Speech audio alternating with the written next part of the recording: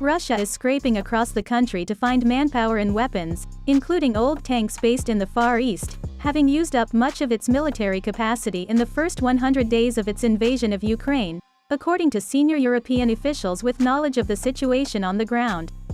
As a result, Russia may be only a few months from needing to slow operations for a major regroup, these people said, speaking on condition of anonymity to discuss matters that aren't public.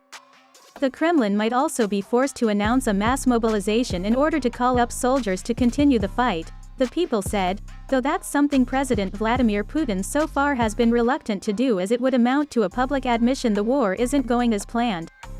Russia has revived its advances after appearing to slow down in the past, and Putin's decades-long military buildup has left it with vast inventories of weapons and ordnance.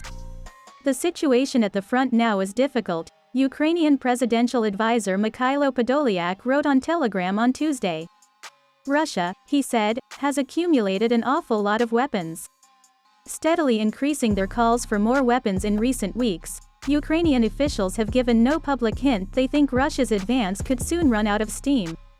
Commander-in-Chief Valeriy Zaluzhnyi said Sunday that Russia now has tenfold superiority in artillery, while President Volodymyr Zelenskiy has said the fight for Sievierodonetsk will determine the fate of Donbas.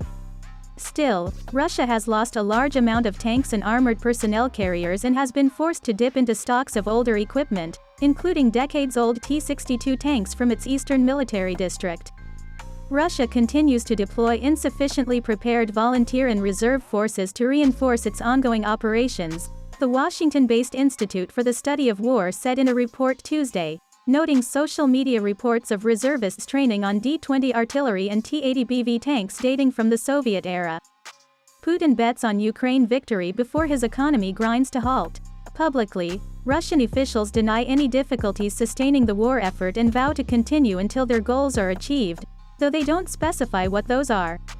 In private, some Kremlin insiders have suggested they expected Western resolve to flag before Putin's does.